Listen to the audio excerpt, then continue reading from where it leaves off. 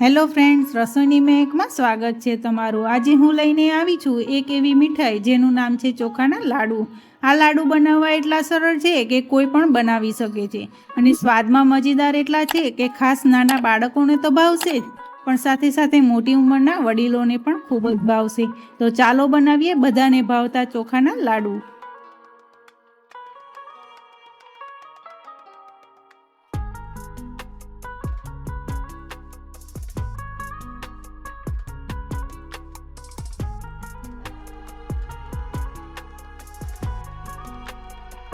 તો ચોખાના લાડુ બનાવવા માટે આપણે કઈ કઈ સામગ્રીની જરૂર પડશે તે આપણે જોઈ લઈએ।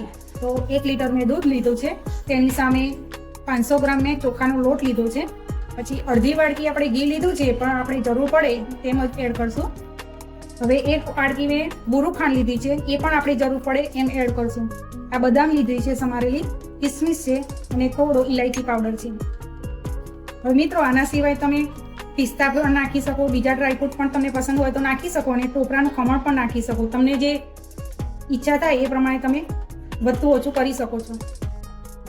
મેં મીડિયમ ફ્લેમ ઉપર ગેસ ચાલુ કરી દીધો છે અને આ ચોખાનો લોટ લેવાનો છે, તેને આપણે 9 શેકો ગરમ કરી લઈશું।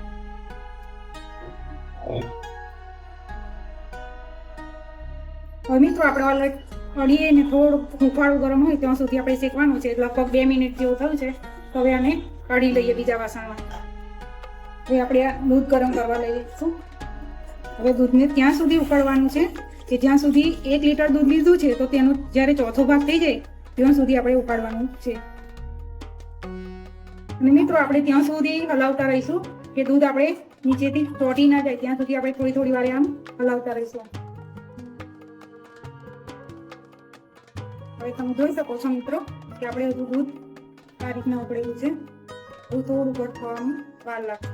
હવે લગભગ 10-15 મિનિટ તો ઉકાળ્યું છે, હવે થોડીક 5-1 મિનિટ જેટલું લાગશે। હવે થોડું ઘટ થાય ત્યાં સુધી આપણે રાખ્યું।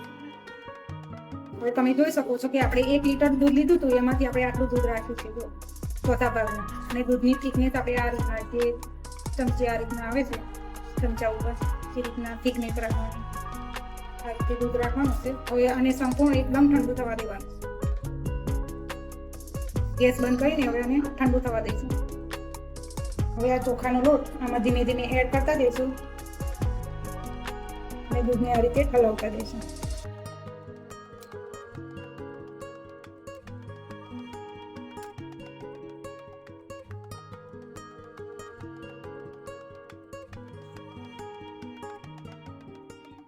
હવે જે લોટ તમને બતાવ્યો તો એ બધો મેં એડ કરી દીધો છે।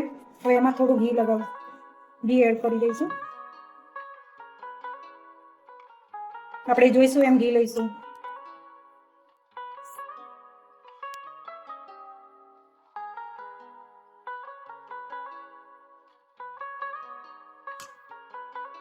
જે ઘી હતું એ બધું આપણે એડ કરી લઈશું। તેમાં આપણે માપ પ્રમાણે થોડી બોરું ખાંડ એડ કરતા જઈશું।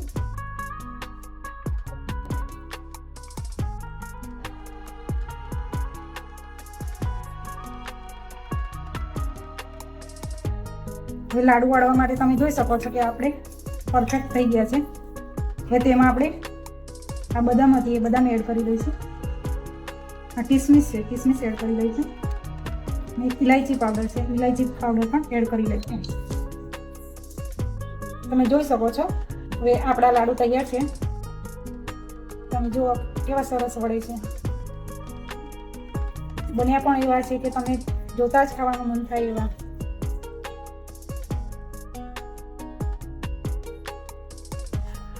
હવે આ રીતના મિત્રો બધા આપણે ધીમે ધીમે એક એક કરીને બધા વાળી લઈશું।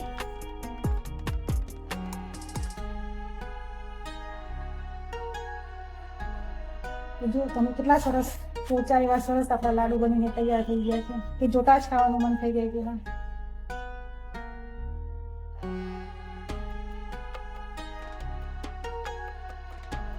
તો મિત્રો, તમે આ ચોખાના લાડવા તહેવારમાં બનાવી શકો છો કે પછી ઘરે કોઈ મહેમાન આવે ત્યારે મીઠાઈ તરીકે પીરસી શકો છો.